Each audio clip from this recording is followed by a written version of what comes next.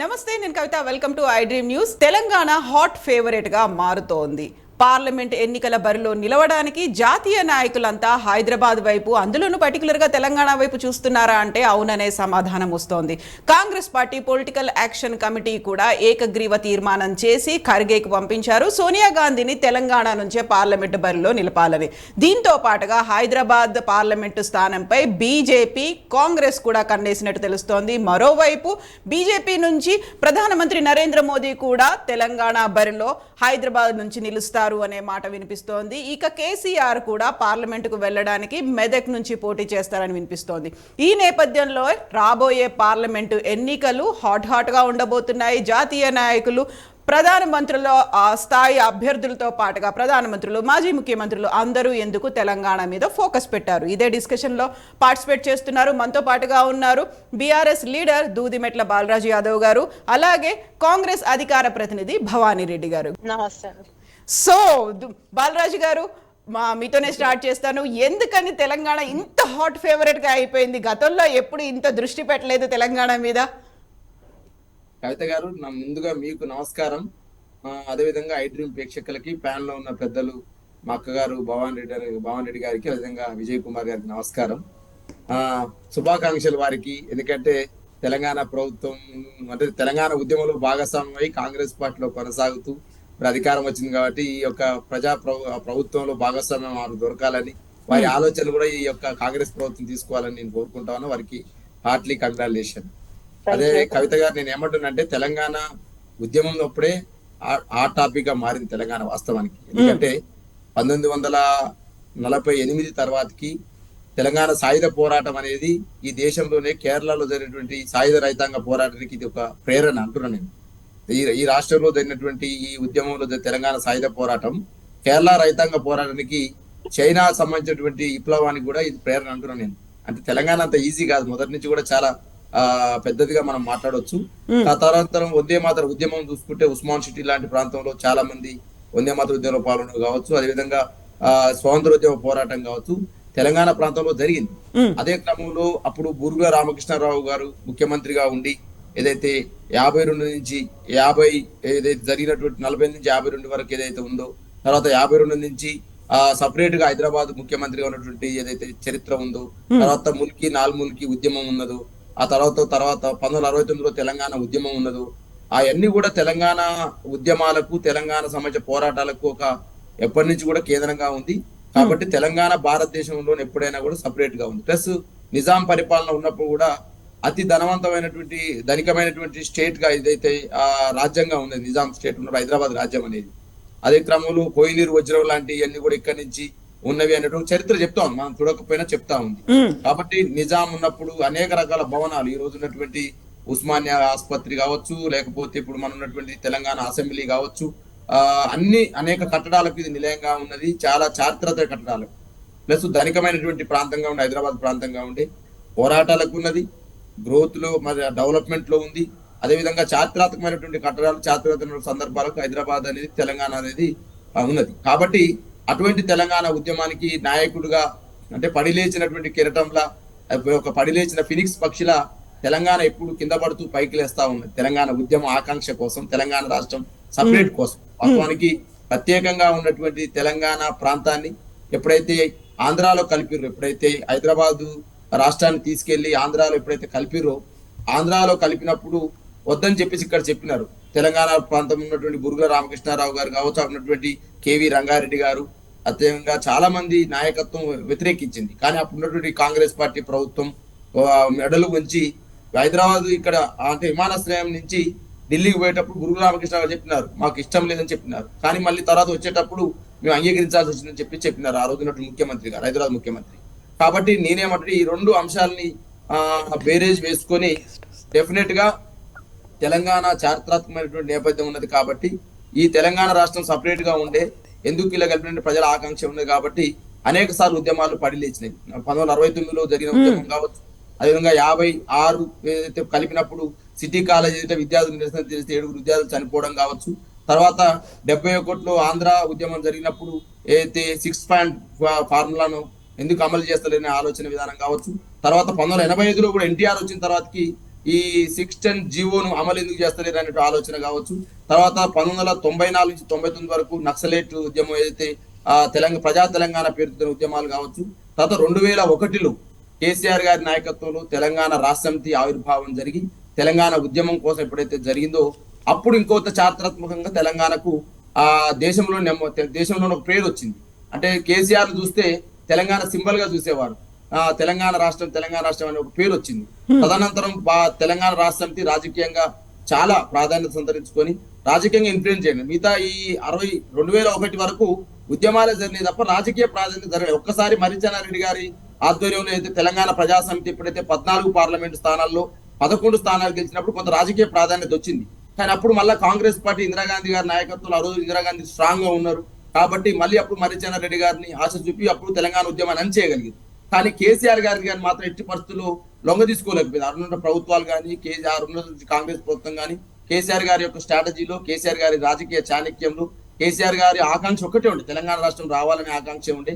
కాబట్టి కేసీఆర్ గారు లొంగ తీసుకోలేకపోయారు. కాబట్టి ఇలా కేసీఆర్ అనే ఒక కేంద్ర బిందువు తెలంగాణ రాష్ట్ర ఆవిర్భావానికి పురుడు పోసినటువంటి ఆవిర్భావ కేంద్ర బిందువు అని నేను చెప్తా ఉన్నాను ఐ డ్రీమ్ ద్వారా.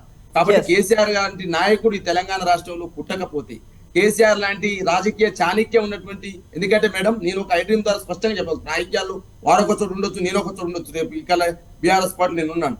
కానీ నేనేమంటున్నంటే కేసీఆర్ అనే నాయకుడు కాక తెలంగాణ ఉద్యమ జెండాను ఎత్తుకోకపోతే ఇలా తెలంగాణ రాష్ట్రం ఆవిర్భవించేదా అని అనిపిస్తుంది నాకు. ఒక డాక్టరేట్ గా చదువుకున్న విద్యార్థి నాయకుడిని నేను అంటా ఉన్నా. కాబట్టి ఆవిర్భవించేదా అన్నప్పుడు భవానీ రెడ్డి గారు అంటారు మేము ఇచ్చాం కాబట్టి, మీరు తెచ్చింది కాదు మేము ఇచ్చాం కాబట్టి అంటారు. బట్ ఇక్కడే అతి కీలకంగా ఉండేది ఏంటంటే ఎందుకని హైదరాబాద్ మీద తెలంగాణ మీద ఇప్పుడు ఇంత ఫోకస్ అనేది పెట్టుకున్నారు 10 ఏళ్ల తర్వాత మూడోసారి జరుగుతున్న ఎన్నికల మీద? ఒక భవానీ రెడ్డి గారి దగ్గర ఆన్సర్ ఉంది. ఇక ఇంతగానం మాట్లాడితే ఇక మాకు ఇవ్వకపోతే కష్టము.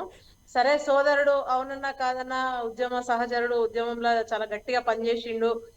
10 ఏళ్ళు అవకాశం వచ్చింది, పాలించిండ్రు అంతే కదా. జనాలకు అనుకున్న అన్ని వాళ్ళు ఇచ్చిన హామీలన్నీ నెరవేర్చలేదని చెప్పి తీసి పక్కన పెట్టిండ్రు. ఇంకా తర్వాత మళ్ళా ఏదో ఈయన లేకపోతే అది లేదు, అది లేకపోతే ఇది లేదు, ఏమో ఉంటది పాట ఉంటుంది చూడు, చెవులకు గంటీలు లేకుండా నా ముసలోడు ఉండగా గిట్లుంటాను అన్నట్టు. ఇంకా ఆయననే లేకపోతే ఇది లేదని అవన్నీ ఎందుకు చెప్పుండ్రి. మనం ఏంటంటే ఆచరణకు సాధ్యం కాని హామీలన్నీ ఇచ్చిండ్రు, అదొకటి. అవి ఏవి కూడా మనం నెరవేరలేదనేది అది అందరికీ తెలుసు. సో అదొకటి. ప్లస్ కాంగ్రెస్ కల్పించిన హోప్ ఒకటి, జనాలకి చాలా బాగా తీసుకెళ్లగలిగినాం. 6 గ్యారంటీలు ఏవైతున్నాయో మా పథకాలు అవి జనాలకు చెప్పగలిగినాం, జనాలను మెప్పించగలిగినాం. అదొకటి. వైఫల్యాలు కూడా ఇప్పుడు ఇచ్చిన హామీలు నెరవేర్చకపోవడం ఒకటైతే, రెండోది వైఫల్యాలు మనం చూసినాం. Medigadda, 10th exams, inter exams, ఆఖరికి TSPSC లీకేజ్లు, నిరుద్యోగులకు ఉద్యోగాలు ఇవ్వలే, ఇవన్నీ కూడా వైఫల్యాలు అవన్నీ. సో ప్రభుత్వ వైఫల్యాలు, హామీలు నెరవేర్చకపోవడం, వెరసి టిఆర్ఎస్ ఓడిపోవడం. బట్ కించిత్ బాధ ఉంటది. ఇప్పుడు వీళ్ళు కొంచెం కొత్తగా ఇప్పుడిప్పుడే ఆకలింపు చేసుకోవాలి. అరే మనం ఓడిపోయినాం, ప్రతిపక్ష పార్టీలో ఉన్నాము, అది కూడా నేను గెలిపాయంట. చాలా మంచి నంబర్ వచ్చింది 39, they are the best. So నేనేమంటా అంటే మంచి పాత్ర పోషించండి కదా. ఇప్పుడు కాంగ్రెస్ ఇచ్చిన హామీలు ఏవైతుందో అవన్నీ నెరవేర్చే దిశగా మీరందరూ కూడా పోరాటం చేయండి. తర్వాత ప్రజల్లోకి ఇంకా వెళ్ళండి. అంటే ఎందుకు తిరస్కరించిండ్రు ప్రజలు, అరే ఇంత చేసినాక కూడా నిజమే మేము సొక్కమే ఇదంతా ఈ కేసీఆర్ లేకపోతే తెలంగాణ లేదు అనుకున్నప్పుడు కూడా అట్లాంటి కేసీఆర్ నే పక్కన పెట్టిండ్రు అంటే what could be the reason, what else can we do better than that అని చెప్పేసి ఇంకా ఆలోచించాలి, ఇంకా పరిణితి పెంచుకోవాలని చెప్తా ఉన్నాం. ఇవాళ నిజంగా కూడా తెలంగాణ ప్రజలందరూ కూడా బలంగా కోరుకున్నారు, ఈ ప్రాంతం అంతా బలంగా కోరుకున్నారు మనకు సపరేట్ తెలంగాణ కావాలని. కానీ ఒకటే సోదరుడు చెప్పింది ఏంటంటే ఓన్లీ కేసీఆర్ అని కాదు సోదరా. మీకు తెలుసు అప్పటి నుంచి 1969 ఎజిటేషన్స్ నుంచి మీరు చెప్పుకుంటూ వచ్చిండ్రు, కానీ మళ్ళంతా కేసీఆర్ కే లింక్ చేసిండ్రు. ఎంతమంది విద్యార్థులు చనిపోయినారు ఆ టైంలో, ఇప్పటికీ కూడా బుల్లెట్లు తగిలి అంటే మొన్న లాస్ట్ చనిపోయింది గద్దర్ గారు. ఇంకా కూడా గజ్వెల్ ప్రాంతంలో ఇంకా నాకు తెలిసి ఇంకా 10 మంది ఉన్నారు బుల్లెట్లు తగిలిన వాళ్ళు, బుల్లెట్లు లోపల బాడీలో ఉన్న వాళ్ళని. సో అలాంటి వాళ్ళని కూడా మీ ప్రభుత్వం గుర్తించలేకపోయింది. 69 ఎడ్యుకేషన్ చేసిన వాళ్ళు, మలిదశ ఉద్యమంలో 70లో అసలు ఎక్కడ కూడా వాళ్ళందరూ కూడా వాళ్ళు అనుకున్నది ఏం గిది కాదని అనుకుంటుండ్రు ఇప్పుడు. సో ఇప్పుడు కరెక్ట్ గా ఆ సుపరిపాలన దిశగా మేము వెళ్తా ఉన్నాము. రాగానే ఫస్ట్ మహాలక్ష్మి స్టార్ట్ చేసినాము. నెక్స్ట్ ఇప్పుడు విద్యార్థులకు మీరందరూ యూనివర్సిటీ పిల్లలు, మీకు తెలుసు జాబ్ క్యాలెండర్ అనేది ఎంత ఇంపార్టెంట్ అనేది. ఏ ప్రభుత్వాలైనా జాబ్ క్యాలెండర్ రిలీజ్ చేస్తే ఎంత భరోసా ఉంటుంది చెప్పండి పిల్లలు చదువుకునే వాళ్ళకంటే. దాన్ని బట్టి చదువుకుంటారు. ఆ కోచింగ్ సెంటర్లలో ఈ టైంలో సరే ఈ ఎగ్జామ్ ఉంది, ఏప్రిల్లో ఇది ఉంది అంటే దీనికి కోచింగ్ తీసుకుంటే అయిపోతుంది. లేదంటే పని కొట్టుకొని చిన్న పిల్లల్ని వదిలిపెట్టి పాలిచ్చే తల్లులు కూడా కోచింగ్ సెంటర్లలో ఉండి హాస్టళ్లలో ఉండి కోచింగ్ తీసుకున్న పరిస్థితి. ఇలా డిఎస్సి వేయలేదు. సో ఇవన్నీ చాలా అంశాలు ఉన్నాయి. అవన్నీ పక్కన పెట్టి ఆహా ఓహో ఆహా అంతా బాగుంది అంటే ఏమీ బాగాలేదు అన్ఫార్చునేట్లీ. ఇప్పటి కూడా కొంచెం కించిత్తు కొంచెం తగ్గి ఉంటే కొంచెం మౌనం పాటిస్తే జరిగేటి జరుగుతూ ఉంటాయి.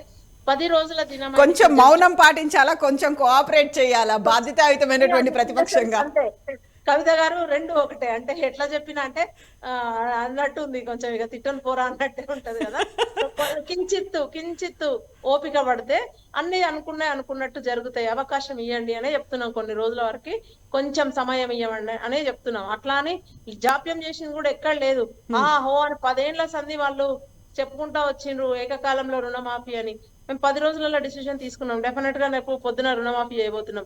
రైతు బంధు కూడా ఇంకెక్కడ అంటారు. కనీసం రైతు బంధు ముందు రిలీజ్ చేసుకోలేకపోయాను. మేము రాగానే 9 రోజులకే కేటీఆర్ అంటాడు రైతు బంధు ఎక్కడ అంటాడు, హరీష్ రావు అంటాడు రుణమాఫీ ఎక్కడ అంటాడు. అరే మీరు 10 ఏళ్ళు పట్టింది, మీకు ఇంకా చేస్తూనే ఉన్నారు రుణమాఫీ. మేము ఇప్పుడే చేస్తామంటున్నాం కదా 10 రోజులలోనే. సో కొంచెం ఓపిక, కొంచెం తోడ్పాటు. డెఫినెట్లీ మీరు కూడా ప్రశ్నించాలి.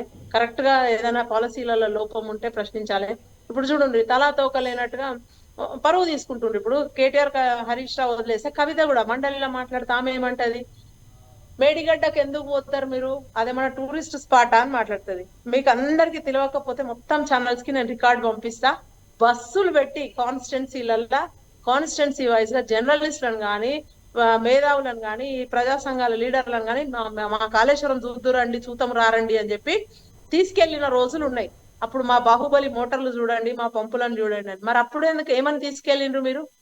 మీరు అప్పుడైతే అది టూరిజం స్పాట్ అని కాదు కదా అంటే. సో అదే ఉద్దేశంతో ఇప్పుడు కూడా ఒక ప్రాబ్లం వచ్చింది అక్కడ. మొన్న ఎలక్షన్ లో వీళ్ళు ప్రచారం చేస్తూ ఏమని చెప్పిండ్రు, మేడిగడ్డ వాళ్ళు మళ్ళా పునర్నిర్మాణం ఆ పిల్లర్లు ఏవైతున్నాయో మొత్తం వాళ్ళే కాస్ట్ తోని రీకన్స్ట్రక్ట్ చేసి ఇస్తారు మనకు, మనం ఇచ్చిన టెండర్ ఎవరికైతే ఇచ్చినామో వాళ్ళు అని చెప్పిండ్రు. సో ఇప్పుడు ఏమంటున్నారు, మాకు సంబంధమే లేదు మేము కట్టబోము అంటున్నారు. అంటే మరి ఎవరిని ఫిక్స్ చేయాలి, హూ ఇస్ ద కల్ప్రిట్? అంటే టెండర్ పిలిచినోన్నా, టెండర్ తీసుకున్నోన్నా, కట్టినోన్నా, కూలీలనా, మరి ఎవరినో. సో తెలంగాణలో కాంగ్రెస్ ప్రభుత్వం ఏర్పాటు చేసిన 15 రోజుల్లోనే ఇమ్మీడియట్ గా పార్లమెంట్ ఎన్నికలకు వెళ్తే బాగుంటుంది, ఇక్కడ నుంచి సోనియా గాంధీని బరిలోకి దింపితే బాగుంటుంది అనే ఆలోచన వచ్చిందా? ఇదే ప్లస్ అవుతుంది అనుకుంటున్నారా? అలా అని కాదు, కానీ గతంలో కూడా ఇందిరాగాంధీ గారు మెదక్ నుంచి పోటీ చేసిండ్రు. సో అదే వారసత్వ కొనసాగింపుగా ఒకంత ఇప్పుడు గెలిచిన ఉత్సాహంలో ఉన్నాం కాబట్టి పోటీ చేయమని అడగడం జరిగింది. పార్లమెంట్ ఎన్నికల మీద ఇప్పుడు అవునన్నా కాదన్నా 2 నెలల్లో నోటిఫికేషన్ వస్తుంది, దాని మీద కాన్సన్ట్రేట్ చేయాలి. కాబట్టి ఇవాళ మా పిఎస్సి మీటింగ్ జరిగింది. అందులో ఈ 2 పార్లమెంట్ ఎలక్షన్ పోవడం ఒకటి, సోనియా గాంధీ గారిని పోటీకి చేయమనడం ఒకటి. ఆ 2 దాంతోనే వాళ్ళు అభ్యర్థించబోతున్నారు తనని. అంటే తను మేడం సేస్ ఎస్ మాకందరికి కూడా మంచి అనిపిస్తుంది. అంటే అధినేత్రి వచ్చి సాక్షాత్ తను ఇక్కడ పోటీ చేస్తే ఇంకా ఉత్సాహంతో 17 వాళ్ళు అన్నట్టు అంతకు ముందు అన్నారు కదా సారు కారు 16 మేము అవన్నీ ఎందుకు చెప్పాలి, వాళ్ళని నేను ఎందుకు ప్రొపగండా ఇవ్వాలి, మళ్ళీ పబ్లిసిటీ చేయాలని చెప్పి ఆగిన మీరు అనేసిండ్రు.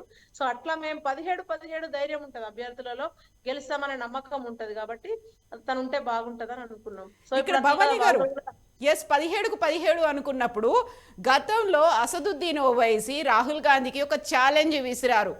మీకే నిజంగా ప్రేమ ఉంటే, మీకే పోటీ చేయాలనుకుంటే, మీకే తెలంగాణ హైదరాబాద్ మీద అంత ప్రేమ ఉంటే నా మీద పోటీ చేసి గెలవండి అనే మాట అన్నారు. రాహుల్ గాంధీ కూడా వస్తారా? అట్లా మాట్లాడిన కానీ మొన్న ఏమైంది చూడండి, 2,000 ఓట్లతోనే అంటే 2-3 చోట్ల వాళ్ళు ఈసారి అదేదో సాగు తప్పి కన్నులు ఒట్టబోయినట్టు గెలిచిండ్రు. కానీ ఇంకొంచెం టైం గాని ఉంటే వాళ్ళు అనుకున్న నేం రాకపో 4కే పరిమితం అయ్యేటోళ్ళు ఎంఐఎం సోదరులు. సో అట్లా అన్ని ఒక్కసారి ఉండవు, ఒక్కోసారి అటు ఇటు అన్ని జరుగుతూ ఉంటాయి. ప్రజలు సుదీర్ఘ కాలంగా వాళ్ళని పాలించమనిస్తే ఏం మారింది? ఇప్పుడు ఓల్డ్ సిటీకి పోతే మీకు అర్థమవుతుంది, అసలు అక్కడ ఉండలేని పరిస్థితి, దుర్భరమైన జీవితం. అంటే education, school drop out rate అవన్నీ చూస్తూ ఉంటాయి, girl child marriages, human trafficking, women trafficking చూసినరా, ఎక్కువ గల్ఫ్ మిడిల్ ఈస్ట్ దేశాలకు పోయేటన్ని కూడా ఆ ఓల్డ్ సిటీ అక్కడి నుంచే పోతా ఉంటాయి. అంటే మరి వాళ్ళే గనక మంచి పాలకులు అయితే, వాళ్ళే గనక మంచి చేస్తే అవన్నీ ఉండవు కదా మేము అనేది. సో పోటీ చేస్తారా మరి? ఛాలెంజ్. యా చెప్పండి. రాహుల్ గాంధీ వస్తున్నారా? హైదరాబాద్ నుంచి పోటీ చేస్తారా? అంటే ఆల్రెడీ ఇక సోనియా గాంధీ గారు వస్తున్నారు. ఒకవేళ కన్ఫర్మ్ అది మీరు ఈ రోజు అయితే లేఖ రాసి పంపించారు, ఒక తీర్మానం చేశారు ఏకగ్రీవంగా, పిఏసి ఒక డెసిషన్ తీసుకొని ఖర్గేకి పంపించింది. అది కన్ఫర్మా? గ్రీన్ సిగ్నల్ వచ్చిందా? అంటే మేము అడిగినాము, అంటే మా వాళ్ళు అడిగినారు. తను ఇట్స్ మేడమ్స్ డిసిషన్. మళ్ళీ అగైన్ పోటీ చేస్తారా చేయరా, అసలు ఎలక్ట్రల్ పాలిటిక్స్ కి దూరంగా ఉంటారా తను అనేది వాళ్ళ డిసిషన్. దాన్ని బట్టి ఎవరైనా చేయొచ్చు. అంతకుముందు ప్రియాంక గాంధీ గారిని కూడా అడిగినారు మా వాళ్ళు. So it's time for them to decide అనమాట. ఇట్స్ అట్లా. ఎస్, మనతో పాటుగా పొలిటికల్ అనలిస్ట్ ఉన్నారా, విజయ్ గారు జాయిన్ అయ్యారు. విజయ్ గారు గుడ్ ఈవినింగ్ అండి. సో ఎందుకని తెలంగాణ అనేది హాట్ ఫేవరెట్గా మారింది అనే దాంట్లో బాలరాజ్ గారు మాట్లాడారు, భవానీ రెడ్డి గారు మాట్లాడారు. మీకెందుకు అనిపిస్తుంది ఇప్పుడు అన్ని పొలిటికల్ పార్టీస్ పార్లమెంట్ ఎన్నికలకు సిద్ధం అవ్వాలి అనుకుంటే ఒకవైపు మోదీ మల్కాజ్గిరి నుంచి దిగుతారేమో, లేకుంటే సికింద్రాబాద్ నుంచో అని వినిపిస్తోంది. సోనియా గాంధీని తెలంగాణ నుంచి పోటీ చేయమని పిఎస్సి ఒక డెసిషన్ తీసుకొని ఖర్గేకి లెటర్ రాసింది. ఎందుకని ఫోకస్ తెలంగాణ మీద ఉంటుంది అనుకుంటున్నారు మీరు? ఒకటి, కాంగ్రెస్ పార్టీకి ఉన్నటువంటి ఫోకస్ వేరు, బీజేపీ ఉన్నటువంటి ఫోకస్ వేరు కనిపిస్తుంది. కాంగ్రెస్ పార్టీకి ఏంటంటే నార్త్ ఇండియాలో బేస్ పోయింది. వాళ్ళు ఇక సొంత బేస్గా ఉన్నటువంటి నెహ్రూ కుటుంబం బేస్గా ఉన్నటువంటి ఉత్తరప్రదేశ్లో కూడా వాళ్ళు కూడా గెలవలేనటువంటి పరిస్థితికి కనిపించింది. ఎందుకంటే రాహుల్ గాంధీ ఓడిపోయి వాళ్ళు సౌత్ చూసుకున్నారు, కేరళ చూసుకుంటున్నారు. ఇప్పుడు మళ్ళీ సోనియా గాంధీ కూడా అలాంటి పరిస్థితి వస్తుందా ఉత్తరప్రదేశ్లో అనే ఒక భయం కావచ్చు. సౌతే వాళ్ళకు బేస్. కర్ణాటక ఏమవుతుంది, మళ్ళీ ఇప్పుడు కర్ణాటకలో కాంగ్రెస్ పార్టీ ఎంపీ సీట్లు అన్ని గెలిచే అవకాశం కనిపించటం లేదు. వాళ్ళకు ఉన్నటువంటి లేటెస్ట్గా గెలిచినటువంటి కొంచెం అధికారం ఉన్నటువంటిది తెలంగాణ కనిపిస్తుంది. అటువంటి నేపథ్యంలో సోనియా గాంధీని ఇక్కడి నుంచి పోటీ చేయమని అడుగుతున్నారు. అంటే పోటీ చేయమని వీళ్ళు అడుగుతున్నారు అంటే ఇప్పుడు గెలిచినటువంటి అక్కడి నుంచి కూడా ఒక సిగ్నల్ ఉంటుంది, మేము చేస్తాము ఒక ఆలోచన. ఎందుకంటే ఉత్తరప్రదేశ్లో పరిస్థితులు బాగాలేవు. మళ్ళీ ఇప్పుడు బీజేపీ మూడోసారి గెలుస్తుందా అనే ఒక ఇప్పుడు 3 రాష్ట్రాలు గెలవటంతో ఆ రకమైనటువంటి చెప్పడం జరుగుతున్నది. ఆ నేపథ్యంలో బేస్ వాస్తవానికి ఉత్తర భారతదేశంలో కాంగ్రెస్ పార్టీకి బేస్ మొత్తం పోయినట్టు. ముఖ్యంగా ఇంకా ఉత్తరప్రదేశ్లో స్వయంగా రాహుల్ గాంధీ అంటే నెహ్రూ ఇందిరాగాంధీ కుటుంబమే ఓడిపోయేటువంటి సిచ్యువేషన్ ఉన్నది. కాంగ్రెస్ పార్టీ ఎంత మల్లికార్జున ఖార్గే ప్రెసిడెంట్గా ఉన్నప్పటికీ వీళ్ళ వెనక వైపు వీళ్ళ రాజకీయమే నడుస్తున్నటువంటి నేపథ్యంలో ఉత్తరప్రదేశ్లో సోనియా గాంధీ కూడా ఏమైనా ఇబ్బందికరమైనటువంటి పరిస్థితి ఎదుర్కొంటూ పోతుందా, అలాంటిది మళ్ళీ అక్కడ నిలబెట్టి అలాంటిది రాకుండా చూసుకోవడం కోసం ఒక ప్రయత్నంలో భాగంగా సౌత్లో, ముఖ్యంగా తెలంగాణలో, సౌత్లో వస్తే కర్ణాటకలో పోటీ చేయొచ్చు, కర్ణాటక కాదు తెలంగాణనే తీసుకుంటున్నటువంటి నేపథ్యంలో ఇప్పుడు కొత్తగా గెలిచినటువంటి నేపథ్యం అది కాంగ్రెస్ పార్టీకి ఉన్నటువంటిది. ఇక బీజేపీ ఏంటంటే మోడీని ఎందుకు తీసుకొస్తున్నారు ఇక్కడ అనే విషయం చూసినట్లయితే, మోడీ పోటీ చేయాలని ఒక డిమాండ్ ఎందుకు వస్తుందంటే వాళ్ళకి సౌత్లో జీరో కాబట్టి ఒక పెద్ద ఫేస్గా ఉన్న మోడీని పెట్టి మనం ఎందుకు ఇప్పటివరకు జీరో అంటే కర్ణాటకలో ఉంది, కానీ ఈ మధ్యకాలంలో సౌత్లో అన్ని అసెంబ్లీలో ఓడిపోయినటువంటి పరిస్థితి కనిపిస్తుంది. ఓడిపోతే సౌత్ నుంచి ప్రధానమంత్రినే ఉన్నట్లయితే కర్ణాటకతో పాటు తెలంగాణ ఇతర సౌత్లో ఏమైనా ఎఫెక్ట్ ఉంటుందేమో అనే ఒక అంచనాతోటి సౌత్ నుంచి మోడీని పోటీ చేయాలి తెలంగాణ నుంచి అనేది ఒక డిమాండ్ వాళ్ళ పార్టీని. ఈ రకమైనటువంటి అంటే మన అస్తిత్వం ఏమైనా దెబ్బతీస్తున్నారా? నార్త్ ఇండియన్స్ గుజరాత్ వాళ్ళు వచ్చి తెలంగాణలో ఈ రకమైనటువంటి చేస్తుంటే మన తెలంగాణ అస్తిత్వం ఏం కావాలి అనే ప్రశ్న కూడా రాబోతుంది. ఆ నేపథ్యంలో ఈ పార్లమెంట్ ఎలక్షన్లో ఇద్దరు కనుక సోనియా గాంధీ అదేవిధంగా మోడీ కనుక వచ్చి ఇక్కడ పోటీ చేసినట్లయితే తెలంగాణ అస్తిత్వ సమస్య కూడా ప్రజల్లో చైతన్యవంతమయ్యే అవకాశం మళ్ళీ కనిపిస్తుంది. ఎలక్షన్కు డిఫరెంట్ ఫలితాలు వస్తున్నటువంటి అందుకే ఇప్పుడు కర్ణాటకలో మన కాంగ్రెస్ గెలిచింది, పార్లమెంట్లో అన్ని స్థానాలు గెలిచే అవకాశం కనిపించటం లేదు. ఇక్కడ కూడా అలాంటి పరిస్థితి ఎలక్షన్కు తేడా ఉంటున్నది దేశంలో ఎక్కడ చూసినా. ఇప్పుడు కూడా మధ్యప్రదేశ్లో కంపల్సరీగా మన కాంగ్రెస్ వస్తుంది అనుకున్నటువంటి సిచ్యువేషన్లో కాంగ్రెస్ రాలేనటువంటి పరిస్థితి బీజేపీ వచ్చింది. ఛత్తీస్గఢ్లో మళ్ళా వస్తామనుకున్న కాంగ్రెస్ రాలేదు. రాజస్థాన్లో పరిస్థితులు మారుతున్నటువంటి నేపథ్యంలో వాళ్ళు ఆ రకంగా కాంగ్రెస్ పార్టీ ఇక్కడ పొలిటికల్ అఫైర్స్ కమిటీ ఆ రకంగా ఆలోచించి సోనియా గాంధీని ఇక్కడ తీసుకొచ్చి పెట్టాలని వీళ్ళు ఆలోచన చేసిన హైకమాండ్ నుంచి కూడా అలాంటిది ఏమైనా సూచన ఉన్నట్టయితే కనిపిస్తుంది.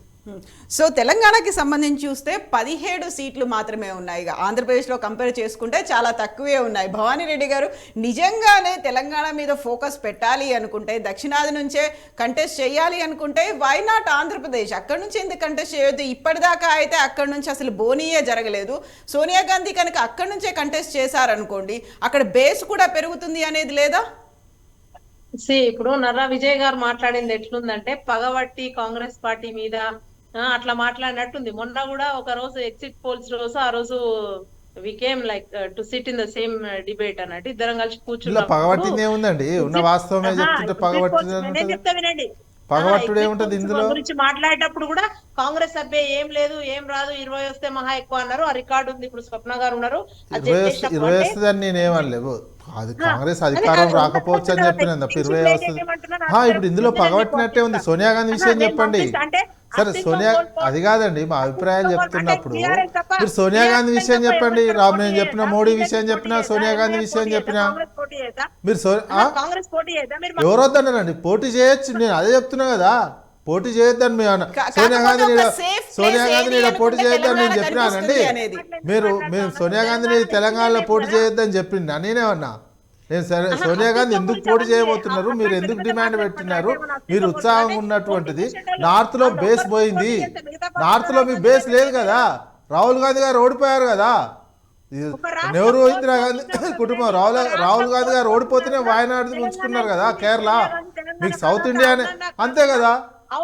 మీరు ఇప్పుడు ఎందుకు మీరు ఇండియా టీమ్ లో ఉన్నటువంటి మధ్యప్రదేశ్ లో ఇండియా టీమ్ లో ఉన్న సిపిఎం ని కలుపుకోలేకపోయారు, ఉత్తర రాజస్థాన్ లో కలుపుకోలేకపోయారు, అఖిలేష్ యాదవ్ దూరం అవుతున్నారు.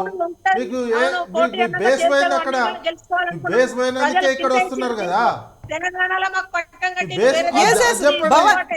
మీ బేస్ మీ నార్త్ ఇండియాలో మీకు నూకలు చెల్లాయి.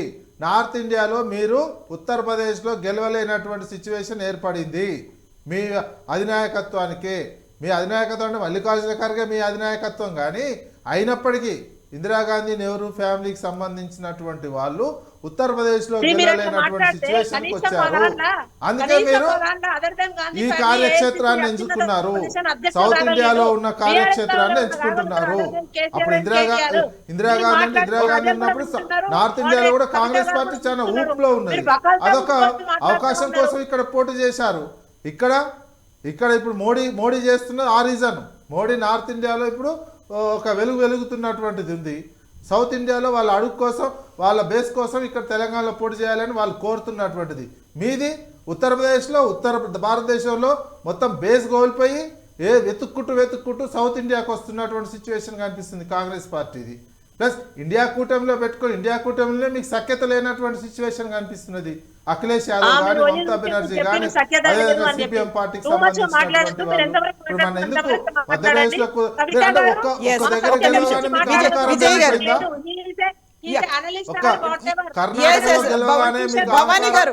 మాట్లాడితే మమ్మల్ని అన్ఫార్చునేట్లీ మీరు పిలిస్తే మాకు బాధ అవుతుంటది. ఎక్కడైనా పోటీ చేయొచ్చు చెప్పడానికి అడగోల్పోయిన అవును పోతది అక్కడ పోతది ఇక్కడ. అదే క్వశ్చన్ అండి. ఒకవేళ ఇప్పుడు తెలంగాణలో అధికారం చేపట్టింది కాబట్టి ఇక్కడ నుంచి పోటీ చేస్తున్నారా? నిజంగానే సౌత్ లో ఒక పట్టు సాధించాలి, కర్ణాటక తెలంగాణ తర్వాత అనుకుని ఆంధ్రప్రదేశ్ ఎందుకు కాదు అనేది అట్లేం లేదు. గతంలో ఒక సెంటిమెంట్ ఎవరు మన ఇందిరాగాంధీ గారి నుంచి పోటీ చేసినప్పుడు ప్రధానమంత్రి అయిన నెక్స్ట్ అంటే మెదక్ గెలిచినాము అట్లా మాకు ఒక సెంటిమెంట్ ఉంది. ఇప్పుడు కూడా ప్రధానమంత్రి అయితే ఎవరన్నా మా వాళ్ళు కాంగ్రెస్ పార్టీ అధికారంలోకి వస్తుంది సెంటిమెంట్ మాకుంటది. సెంటిమెంట్ కోసం పిల్లలు చచ్చిపోతున్నా కూడా యాగాలు యజ్ఞాలు చేస్తా ఉంటారు. ఎవరి సెంటిమెంట్ వాళ్ళది. మేము ఓన్లీ పోటీ చేస్తామంటున్నాము. స్వతంత్ర భారతదేశంలో ఎవరైనా ఎక్కడైనా పోటీ చేయొచ్చు.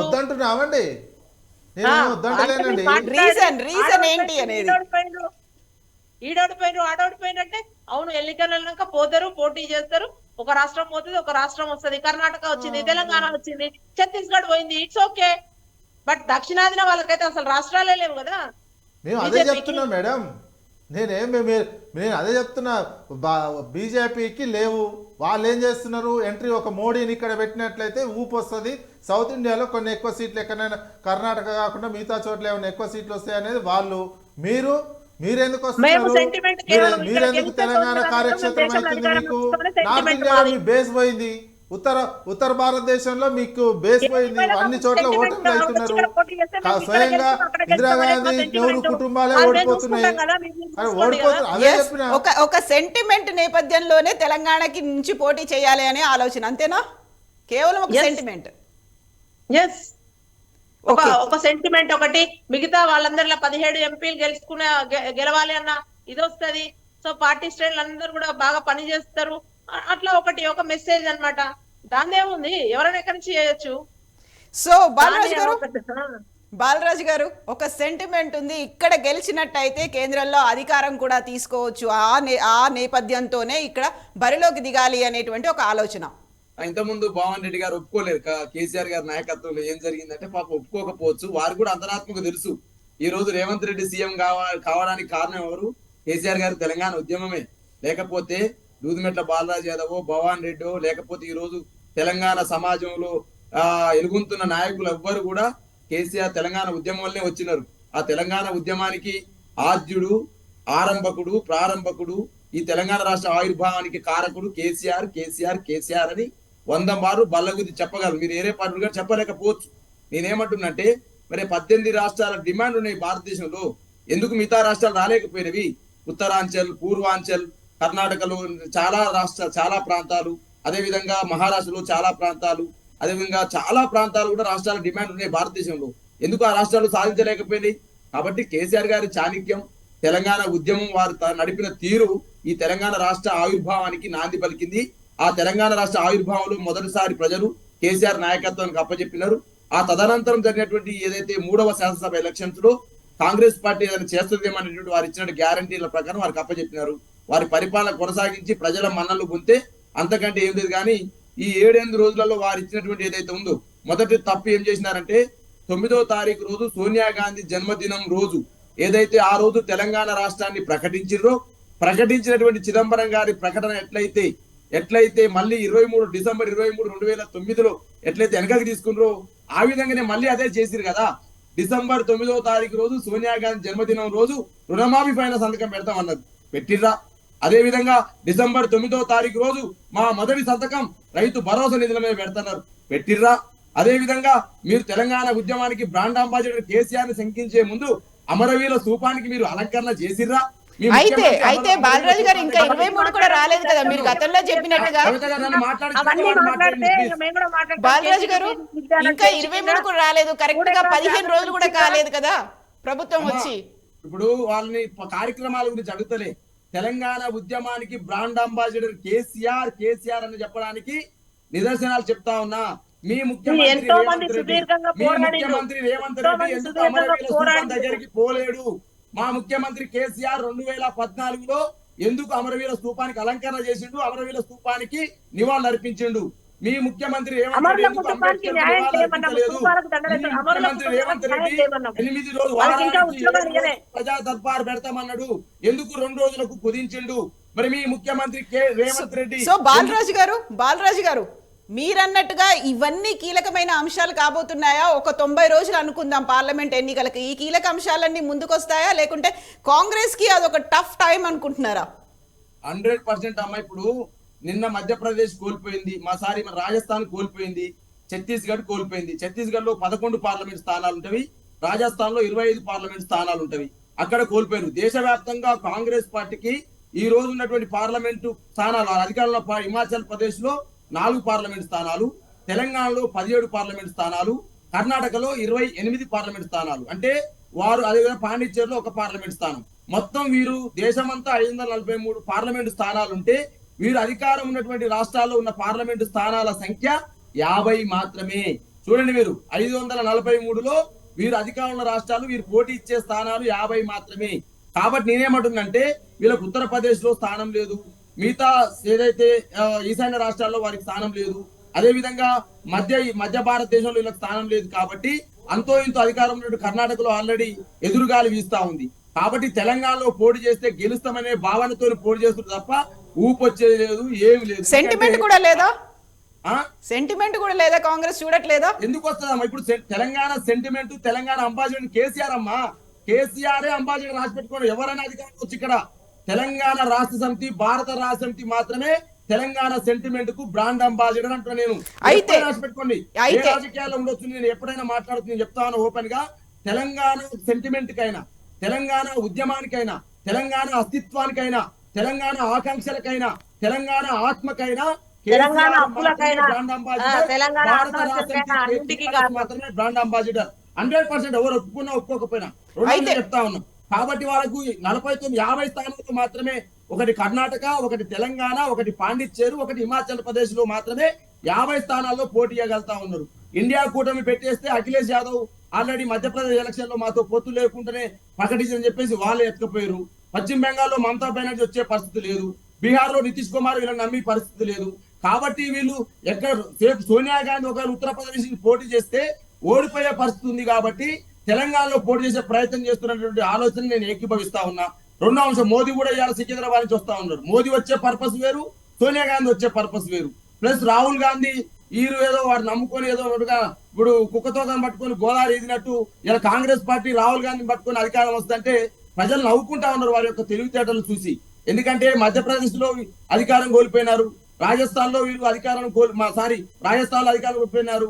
అదే విధంగా మన ఛత్తీస్గఢ్ లో అధికారాన్ని కోల్పోయినారు. మరి ఎందుకు కోల్పోయినారు? అక్కడ వీళ్ళు మమ్మల్ని అంటా ఉన్నారు కదా మంచి పరిపాలన చేయలేదని. రాజస్థాన్ లో 13 సార్లు లీకేజీలు అనే పేపర్లు. అక్కడ అవినీతి ప్రభుత్వం. అదే విధంగా రీసెంట్ గా ఒక స్కామ్ వచ్చింది దాంట్లో. మరి ఈ విధంగా అనేక రకాల స్కాములతోటి నిండిపోయిన కాంగ్రెస్ పార్టీ ఇలా ఇక్కడ ఉన్నటువంటి ఏదో తెలంగాణ సెంటిమెంట్ అని చెప్పినారా, లేకపోతే తెలంగాణ ఇచ్చినామన్నారా, లేదా 6 గ్యారంటీలు అమలు చేస్తామన్నారా, ఈ అంశాలు చెప్పినారు. మరి ఎందుకు ఇలా రైతు భరోసా నిధులు విడుదల చేయలేకపోయినారు? ఎందుకు రైతు రుణమాఫీ చేయలేకపోయినారు? అదే విధంగా ఎందుకు బాలరాజు గారు, భవానీ గారి దగ్గర నుంచి ఆన్సర్ తీసుకుందాం. Have some water. గుక్క తిప్పుకోకుండా మాట్లాడితే థ్రోట్ ఇన్ఫెక్షన్స్ వస్తాయి. Have some water. I explain you. నేనేం చెప్తున్నా అంటే, మరి ఆ రోజు ఇవన్నీ తెలియదా? సోనియా గాంధీ గారు ఆడ ఓడిపోయి ఇవన్నీ ఢిల్లీకి వెళ్ళి మొత్తం పటాలం పోయి కాలు మొక్కిన రోజు, అమ్మా సోనియమ్మ నువ్వు ఇయ్యకపోతే తెలంగాణ అనేది సాధ్యం కాదని అసెంబ్లీలో సభ సాక్షిగా 4 సార్లు కేసీఆర్ గారు అన్నప్పుడు అంటే నేను మాట్లాడినా మధ్యలో భవానీ గారిని మాట్లాడి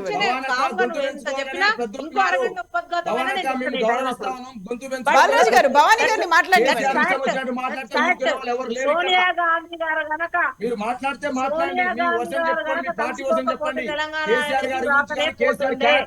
మాట్లాడితే ఊరుకునే వాళ్ళు ఎవరు లేరు ఇక్కడ. ఇవాళ చాలా మంది చరిత్రలో మాట్లాడండి, మీ సిద్ధాంతం మాట్లాడండి, మీ విధానం మాట్లాడండి. బాలరాజు గారు మీరు కాసేపు మనం భవానీ గారికి టైం ఇద్దాం. ఆపరా? ఎస్ భవానీ గారు మీరు మాట్లాడండి. మీరు మాట్లాడటం నేను మనలే కదా. దేవుడు అది ఇది అంటా ఉంటే కూడా విన్నాం కదా, మీరు కూడా వినాలి కదా. సో ఇప్పుడు ఎంతసేపు చెప్పినా అదే చెప్తారు. చరిత్రలో చాలా మంది ఉన్నారు. ప్రొఫెసర్ జయశంకర్ లాంటి వాళ్ళను పక్కన పడేసిండు, ఆల నరేంద్రను తొక్కేసిండు, విజయశాంతిని తొక్కిండు, ఆంజనేయ రెడ్డి గారు ఎక్కడో పోయిండు, గాదే ఎన్నయ్య గారు పోయిండు. అందరినీ తొక్కుకుంటూ లాస్ట్ కి వచ్చి మొత్తం పక్కకు జరిపేసి కుప్ప మీద నేనే కూర్చున్న తెలంగాణ సాకారం అయ్యే టైంలో ఆయన చేసిన ఉద్యమం అందరికీ తెలుసు. సరే ఒకంత మీరు అన్నట్టుగా ఒక పాయింట్ దగ్గర ఓకే అనొచ్చు, నడిపిండు ఉద్యమం. అందరు కూడా అప్పుడు కోదండరామ్ సార్ లాంటి వాళ్ళు కూడా సరే ఎవరో ఒకరు ముందుకు పోవాలి, మిగతా వాళ్ళందరం సపోర్ట్ చేయాలన్నారు. 2009 తర్వాత జేఏసీ పొలిటికల్ జేఏసీ రాకపోతే తెలంగాణ వచ్చి ఉండేదా?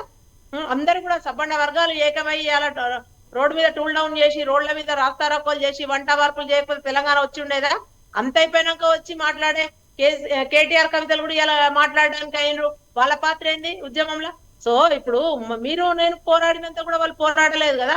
అది ఎప్పుడు వచ్చినామా, ఎవరు వచ్చిండ్రా, అవన్నీ బంద్ పెడితే అవును బలమైన ఆకాంక్ష మనది, తెలంగాణ వచ్చింది, దాన్ని బంగారు తునక చేస్తానడు, అది ఇతర తునక ఏ తునక కూడా చేయలేకపోయిండు. అవునన్నా కాదన్నా ప్రజలకు నచ్చలేదు, పక్కన పెట్టిండ్రు, ప్రతిపక్ష పాత్ర ఇచ్చిండ్రు, పోషించండి. అది మళ్ళా 5 ఏళ్ల తర్వాత కాంగ్రెస్ కూడా ఫెయిల్యూర్స్ చూపిస్తే, ఒకవేళ సక్సెస్ కాలేకపోతే కాంగ్రెస్ కూడా పక్కన పెట్టమని చెప్తున్నాము, అంతే కదా. దానిలో పోటీ చేస్తారు అనుకుంటాము, అనుకున్నాయని నెరవేరుతాయా? ఇప్పుడు మరి మీరు కూడా పార్టీ పెట్టిండ్రు కదా, ఏదో చేద్దామని మీరు కూడా పెట్టిండ్రు కదా. అయితే భవానీ గారు ఇప్పుడు విజయ్ గారి క్వశ్చన్ కావచ్చు. టిఆర్ఎస్ పార్టీ ఒక నిమిషం, నాకు వీడియో సమ్ డిస్టర్బెన్స్ వచ్చింది. టిఆర్ఎస్ ఉన్నదాన్ని బీఆర్ఎస్ గా మార్చిండ్రు. మరి మీరు ఏడేడ పోటీ చేస్తున్నారు చెప్పండి, మీరేడ పెడుతున్నారో చెప్పండి. ఇప్పుడు పోయి 600 కార్లు వేసుకొని పొద్దుమూకల మీ సీఎం మహారాష్ట్ర పోతుండే కదా, మరి ఆడ పోటీ చేస్తారా? ఇప్పుడు మీ ఏమన్నా ఉంటే మీ ఎజెండా మీరు చెప్పండి, మేము గిడ పోటీ చేస్తున్నామని చెప్పండి. మీకు స్వాగతించేంత మనసు లేకపోతే మీరు స్వాగతించకండి. 120 సంవత్సరాల చరిత్ర ఉన్న కాంగ్రెస్ పార్టీ మీరు బీఆర్ఎస్ అంటే ఒకటేనా ఏదో అక్క? పెట్టిండ్రు కదా, మరి మీరు కూడా దుకాణం అంటే తెలంగాణ తీసేసిండ్రు కదా. వినండి, నేను కూడా చెప్తున్నా కదా, అంటే ఎవరో ఏదో చేద్దామని మస్తు అనుకుంటారు, అయ్యేదే అంతది. ఏమంటారు కదా, కోతికైనా గీత చక్కగా ఉండాలని.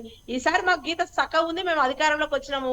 ఒక కడుపు మంటతోనే ఇక మొత్తం భవానీ గారు చక్కగా ఉన్న గీతతో పార్లమెంట్ లో ఎన్నొస్తాయి స్థానాలు అనుకుంటున్నారు?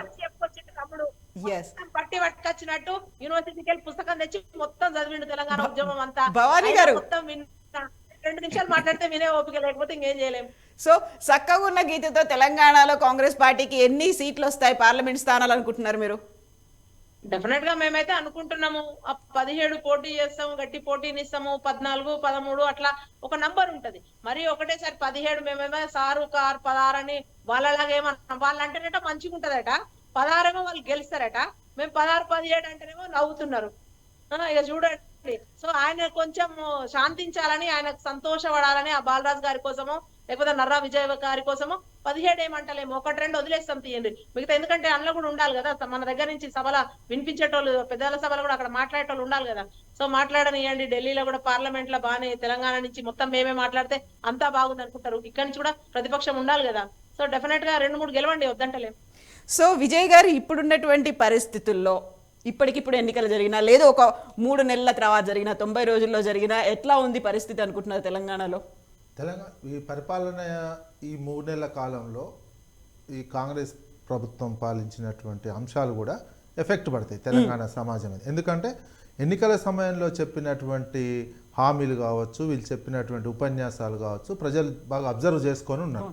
ఆ నేపథ్యంలో వీళ్ళు 100 రోజులలో పెట్టుకున్నటువంటి అంశాలు కనుక వీళ్ళు పూర్తిగా సక్సెస్ అయినట్లయితే ఒక తిరుగుంటాయి ఫలితాలు. ఈ 100 రోజుల్లో వీళ్ళు పెట్టుకున్నటువంటి విఫలమయ్యారు అనుకోండి, వీళ్ళకి అనుకున్నటువంటి స్థానాలు వస్తాయా రావా అని చూడాల్సినటువంటి అవసరం అయితే ఉన్నది. మొత్తం వీళ్ళు పరిపాలించేటువంటి అంశం మీద ఆధారపడి ఈ ఎన్నికలు కూడా ప్రభావం చూపుతాయి. ఎందుకంటే ఆశలు బాగున్నాయి ప్రజల్లో, ఒక రకమైనటువంటి ఆశలు, ముఖ్యంగా 2 లక్షల రుణమాఫీ కావచ్చు, అదేవిధంగా దళిత బంధుకు సంబంధించినటువంటిది కావచ్చు, అదేవిధంగా రైతు భరోసాకు సంబంధించినటువంటిది కావచ్చు, పెన్షన్లు 4,000 రూపాయలకు పెంచినటువంటిది కావచ్చు, 2,500 మహిళలకు, గ్యాస్ 500 రూపాయలకు. ఇవి చాలా మొత్తం సమాజంలో ఉన్నటువంటి ప్రజలందరికీ కూడా ఇవ్వాల్సినటువంటి అవసరం ఉంటుంది.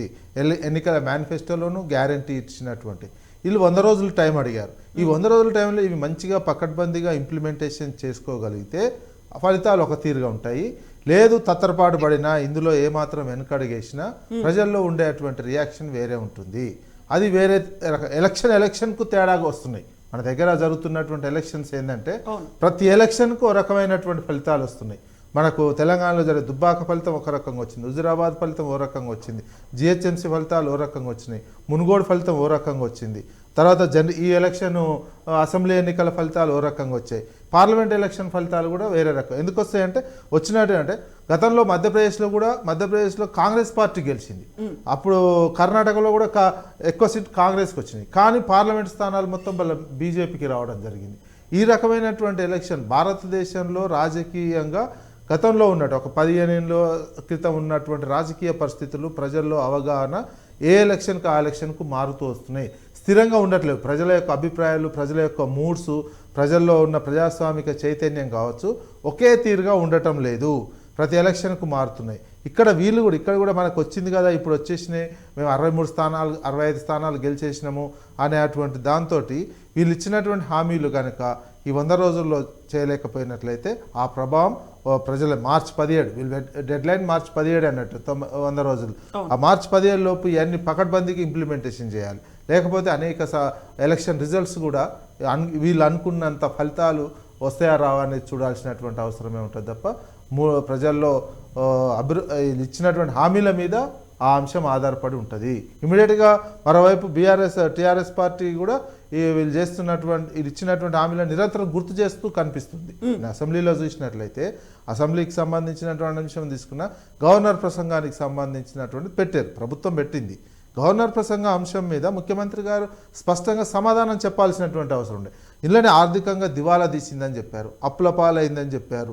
వీటికి సంబంధించి ఏ రకంగా అప్పుల పాలైపోయింది, ఈ రకంగా అప్పుల పాలైతే మేము ఏ రకంగా దీన్ని అధిగమిస్తాము అనే అంశాన్ని గవర్నర్ ప్రసంగంలో ముఖ్యమంత్రి గారు చెప్పలేకపోయారు.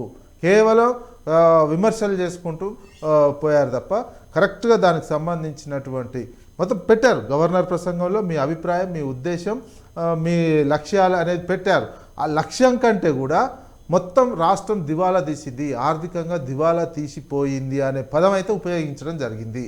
ఆర్థికంగా ఏ రకంగా దివాలా తీసినటువంటిది చెప్పి మేము దీన్ని ఏ రకంగా అధిగమిస్తాము అనే అంశాన్ని కనుక గవర్నర్కు ధన్యవాదాలు తెలిపే తీర్మానంలో ముఖ్యమంత్రి గారు చెప్పలేకపోయారు. పూర్తిగా విమర్శలకే ఎక్కువగా సమయం ఇచ్చారు తప్ప ఈ అంశం. అదేవిధంగా విద్యుత్ రంగ వ్యవస్థ కూడా అప్పుల పాలు చేశారు అన్నారు. దాన్ని అప్పుల పాలు అయిపోయినట్లయితే మేము దీన్ని ఏ రకంగా సవరిస్తాము, మాకున్న లక్ష్యం ఏంది, మాకున్నటువంటి టార్గెట్స్ ఏంది, మాకున్న ఒక్కొక్క దాని మీద మేము ఈ టార్గెట్స్ ఈలోపు పూర్తి చేస్తాము, ఈ టార్గెట్ ఈలోపు పూర్తి చేస్తాము, మాకున్న సొంత వనరులు ఏంది, ఇతరుల వనరులు ఏంటి, మాకున్న ఓన్ ట్యాక్సెస్ ఎన్ని వస్తున్నాయి, కేంద్రం నుంచి ఏ రకమైనటువంటి పన్నులు వస్తున్నాయి, మేము ఏ రకంగా అప్పులు చేయబోతున్నాం. అప్పు చేయండి అయితే కుదరనటువంటి అప్పులు చేసినటువంటి సమస్య ఎట్లుందంటే ఆర్బీఐ కూడా మననే రిపోర్ట్ ఇచ్చింది. ఆ రోజు గవర్నర్ ప్రసంగం ధన్యవాదాలు తెలిపిన రోజు ఆర్బీఐ కూడా రిపోర్ట్ ఇవ్వడం జరిగింది. ఏమని చేసినటువంటి అప్పులు తెలంగాణ పూర్తిగా క్యాపిటల్ ఎక్స్పెండిచర్ కిందనే ఉన్నాయి. 5 లక్షల కోట్ల అప్పు ఉన్నట్లయితే జిఎస్డిపి 14 లక్షల కోట్లు. 5 లక్షల అప్పు చేసినటువంటి నేపథ్యంలో నీకు 14 లక్షల కోట్లకు సంబంధించినటువంటి ఆస్తి కనిపించింది జిఎస్డిపి. ఆ రకంగా ఉన్నది. అది ఆరోగ్యకరమైనటువంటి అప్పు కిందనే ఉన్నది అనేది ఆర్బీఐ కూడా చెప్తున్నటువంటిది. దీన్ని ఏ రకంగా మేము ఈ పథకాలకు మనకు ఓన్ ట్యాక్సెసే మనకి ఇప్పుడు 75%. దేశంలో ఓన్ ట్యాక్సెస్ తోటి నడుస్తున్నటువంటి రాష్ట్రాలు 5-6 రాష్ట్రాలు ఉన్నాయి. అందులో మన తెలంగాణ ఉన్నది. తెలంగాణ, గుజరాత్, మహారాష్ట్ర, హర్యానా, కర్ణాటక ఈ రాష్ట్రాలు మాత్రమే ఓన్ ట్యాక్సెస్ తోటి చాలా పకడ్బందీగా ఉన్నటువంటిది కనిపిస్తుంది.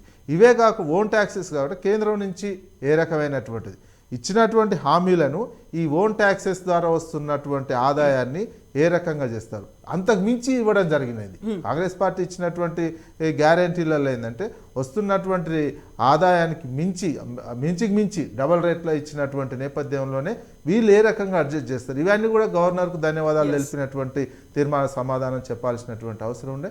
ముఖ్యమంత్రి గారు అది మిస్ అయ్యారా మరి మరో సందర్భంలో పద్దుల మీద చర్చ ఇప్పుడు ఉండదు, అది బడ్జెట్లో ఉంటుంది. పద్దుల మీదకి సంబంధించినటువంటి చర్చ మరి నెక్స్ట్ 2 డేస్లలో ఏమేమి అసెంబ్లీలో ఏం చెప్తారో చూడాల్సినటువంటిది. బేసిక్గా గవర్నర్కు ధన్యవాదాలు తెలిపినటువంటి పెట్టినటువంటి గవర్నర్ ప్రసంగంలో ప్రభుత్వ ఉద్దేశం దివాలా తీసింది, రాష్ట్రం దివాలా తీసిందనే పదానికి ఆ చేసినటువంటి మాటకు పూర్తి స్థాయి వివరణ మాత్రం ముఖ్యమంత్రి గారు ఇవ్వలేకపోయారు. సో బాలరాజు గారు, ఇప్పుడు కేసీఆర్ కూడా పార్లమెంట్ ఎన్నికల బరిలో ఉంటారు అనే మాట వినిపిస్తోంది. 10 ఏళ్ల తర్వాత ఇప్పుడు మళ్ళీ ఎంపీగా కంటెస్ట్ చేయబోతున్నారు అనేది మెదకే అని వినిపిస్తోంది. ఇప్పుడు సోనియా గాంధీని కూడా మెదక్ నుంచే బరిలోకి దించాలని కాంగ్రెస్ పార్టీ ఆలోచిస్తోంది. కేసీఆర్ కూడా మెదక్ వైపే చూస్తున్నట్టు తెలుస్తోంది. ఓకే మేడం, నేనేంటంటే ఇంతవరకు కవిత గారు ఊహగానాలు తప్ప ఎవరెక్కడి నుంచి పోటీ చేస్తారనేటువంటి ఒక క్లారిటీ అయితే రాలేదు. ఒక భారత రాష్ట్రం అధికార ప్రతినిధిగా పార్టీ నుంచి ఎటువంటి సమాచారం లేకుండా మీకు న్యూస్ లో చెప్పడం అనేది అది మంచిది కాదు. నేను ఏమంటున్నానంటే డెఫినెట్ గా కేసీఆర్ గారు ఇలా శాసనసభాపక్ష నేతగా మా బీఆర్ఎస్ పార్టీ ఎమ్మెల్యేల బృందం ఎన్నుకున్నది కాబట్టి శాసనసభాపక్ష నేతగా మరి శాసనసభలో వారి అవసరం ఉన్నది. ఈ రాష్ట్రంలో ఉన్నటువంటి అధికార ప్రతిపక్షము ఏం చేయాలనేటువంటి ఎందుకంటే 39 సీట్లు ఇచ్చినారు, 37.99% ఓట్లు వేసినారు.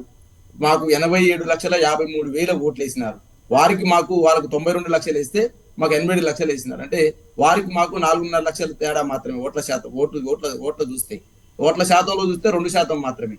కాబట్టి నేను ఏమంటే ఒక బలమైన నిర్మాణాత్మకమైన ప్రతిపక్ష పాత్ర పోషించమని చెప్పేసి ప్రజలు తీర్పిచ్చినప్పుడు ఆ ప్రజల యొక్క పక్షాన్ని నిలబడాల్సింది శాసనసభాపక్ష నాయకుడుగా కేసీఆర్ గారు ఉంటే బాగుంటుందని చెప్పేసి మా బీఆర్ఎస్ పార్టీ ఎమ్మెల్యేలు అందరూ కూడా ఆ రోజు ఏకగ్రీయంగా ఎన్నుకోవడం జరిగింది.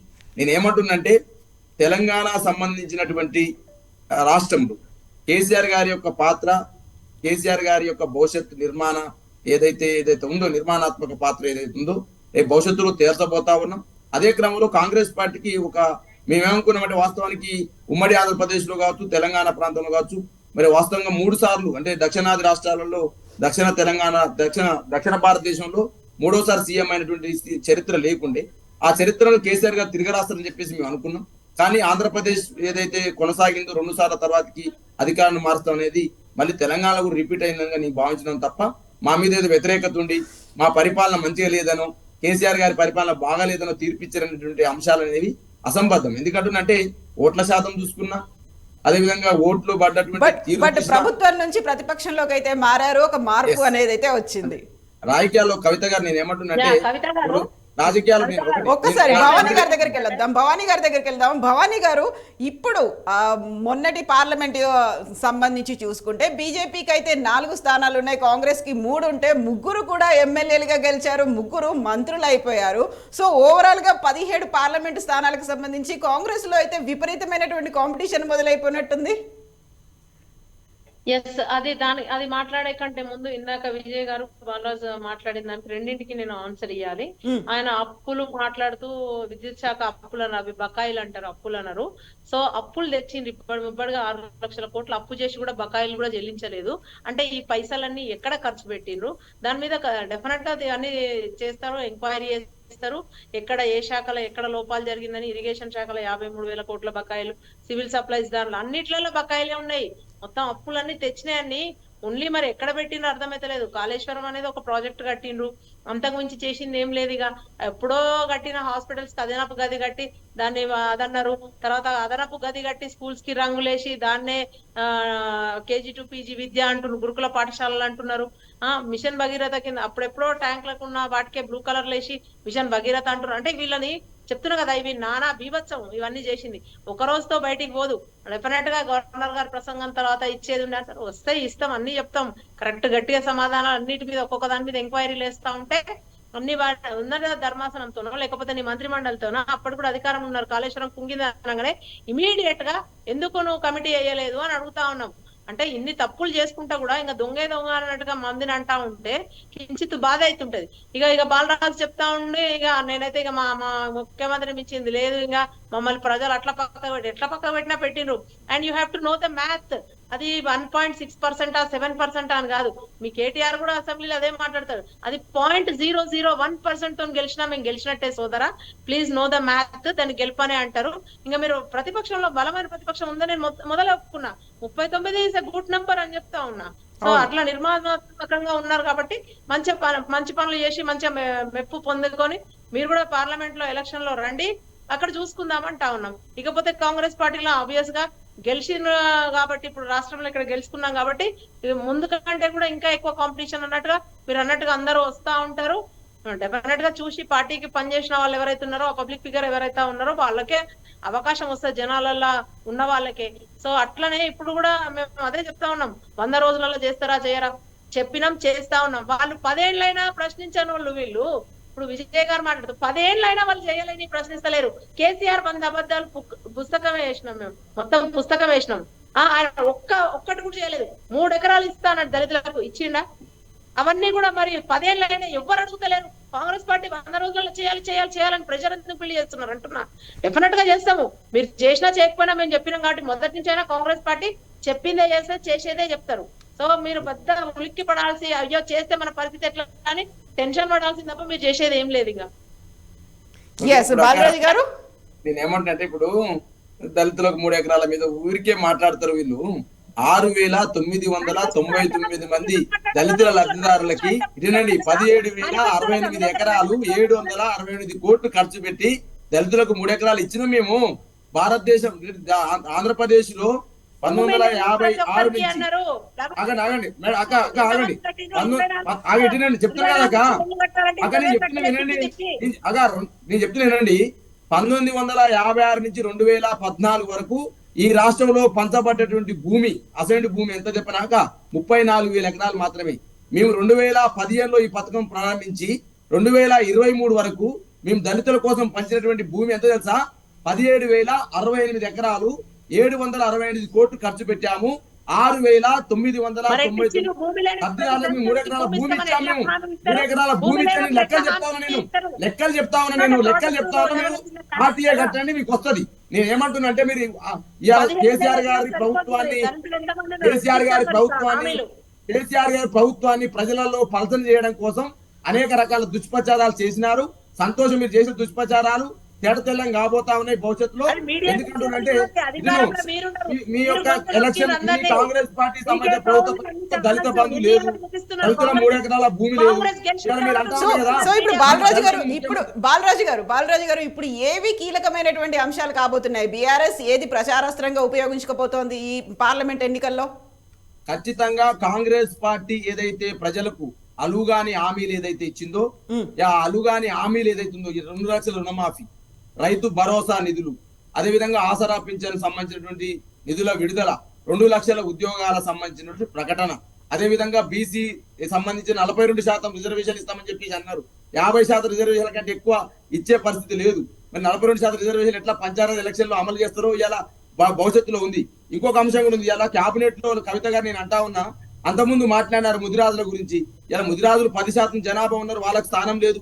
యాదవులకు స్థానం లేదు, మైనార్టీలకు స్థానం లేదు, లంబాడీలకు స్థానం లేదు, మున్నూరు కాపులకు స్థానం లేదు. మరి ఈ క్యాబినెట్ లో ఎవరున్నారు అనేది కూడా ఇలా తెలంగాణ ప్రజలు చర్చించుకుంటా ఉన్నారు. రెండో అంశం నేను చెప్తా ఉన్నా, వీరేదైతే తెలంగాణ వాదం అనేది చెప్తా ఉన్నారో, ఇలా మా కారు స్టీరింగ్ నడిపేటువంటి నాయకుడు అధికారం లేకున్నా ఉన్నా తెలంగాణకు అంబాసిడర్ ఆయనే, బ్రాండ్ అంబాసిడర్ ఆయనే, బ్రాండ్ ఇమేజ్ ఆయనే. మీ నాయకుడు ఎవరైతే ఎల్పీ లీడర్, మీ నాయకుడు శాసనసభ లీడర్ ఉన్నాడో ఆ లీడర్ ఎక్కడ ఉన్నాడు, ఎవరు స్టీరింగ్ నడుపుతా ఉన్నారు, ఎవరు దాన్ని తోలుతా ఉన్నారు, ఎవరు డ్రైవ్ చేస్తా ఉన్నారు, తెలంగాణ ప్రజలు గమనిస్తా ఉన్నారు.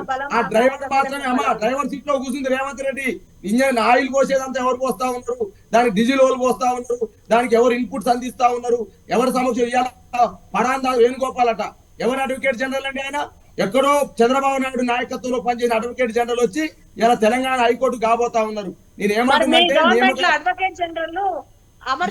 నియామకాలు ఎవరు చెప్తే చేస్తా ఉన్నారు, నియామకాలు ఎవరు చెప్తే చేస్తా ఉన్నారు, పరిపాలన ఎవరు చెప్తే చేస్తా ఉన్నారు, మీ నాయకుడు ఎక్కడ ఎవరి చీరింగ్ ఎవరి చేతిలో ఉన్నాడు. కాబట్టి అన్ని ప్రజలు గమనిస్తారు.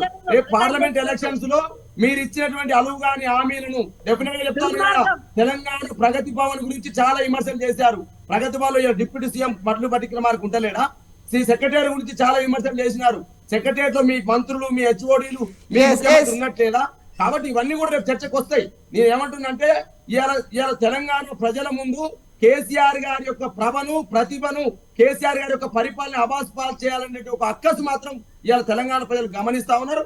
మునుముందు ఖచ్చితంగా ఏర్పడతారు. ఎస్. సో విజయ్ గారు, ఏవి కీలకమైనటువంటి అంశాలు కాబోతున్నాయి, కీ పాయింట్స్ గా ఇవి కీ రోల్ ప్లే చేస్తున్నాయి అంటే ఏం చెప్తారు? పార్లమెంట్ ఎలక్షన్స్లో ఒకటి ప్రధానంగా ఇప్పుడు ఇచ్చిన కాంగ్రెస్ పార్టీ ఇచ్చినటువంటి హామీలను 100 రోజుల గడువు పూర్తవుతుంది. అప్పటికి ఈ 100 రోజుల గడువు పూర్తయినటువంటి నేపథ్యంలో ఇంప్లిమెంటేషన్ ఏ రకంగా ఉంది, ప్రజల జీవితాల మీద ఏ రకమైనటువంటి ప్రభావం చూపించింది అనేది ప్రధానంగా ఎన్నికల్లో ప్రభావం పడుతుంది. ఎందుకంటే మొత్తం రాహుల్ గాంధీ, సోనియా గాంధీ, ప్రియాంక గాంధీ, మల్లికార్జున ఖర్గే వీళ్ళందరూ దాని మీద ఇచ్చినటువంటి గ్యారంటీ ఇచ్చినటువంటి దాంట్లో ఉన్నారు. అవి పకడ్బందీగా ఇంప్లిమెంటేషన్ చేయాల్సినటువంటి అవసరం ఉంది. ప్రధానంగా ఎజెండా బీఆర్ఎస్ పార్టీ కూడా అదే ఎజెండా ప్రజల్లోకి తీసుకుపోయే అవకాశం ఉంది. వీళ్ళ వైఫల్యాలు చెందినట్లయితే ఈ ఇంప్లిమెంటేషన్లో ఏమాత్రం తేడా వచ్చినా బీఆర్ఎస్ పార్టీ అక్కడ రెడీగా ఉంది. బీఆర్ఎస్ పార్టీ ఉన్నది, అదేవిధంగా బీజేపీ పార్టీ వాళ్ళు కూడా చెప్తూ ఉంటారు.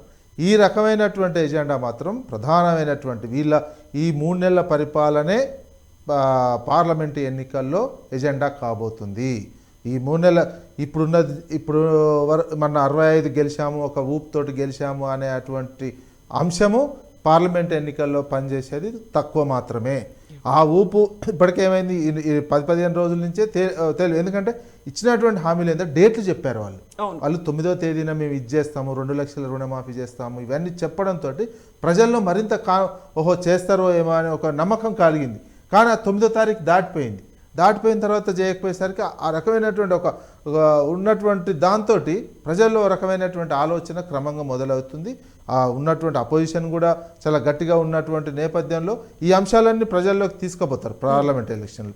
ఇవే ప్రధానమైనటువంటి ఎజెండాగా పనిచేస్తుంది. ఇక నెక్స్ట్ ఒకవేళ సోనియా గాంధీ అదేవిధంగా మోడీ గారు ఇక్కడనే వచ్చి పోటీ చేశారనుకోండి, అప్పుడు తెలంగాణ అంశం కూడా మరింత అస్తిత్వం అంశం కూడా ముందుకు వచ్చే అవకాశం ఉంటుంది. ఎందుకంటే నార్త్ ఇండియన్స్ వచ్చి మన తెలంగాణ మీద పడుతున్నారే అనే ఒక భావం ప్రజల్లోకి కూడా వచ్చే అవకాశం ఉంటుంది.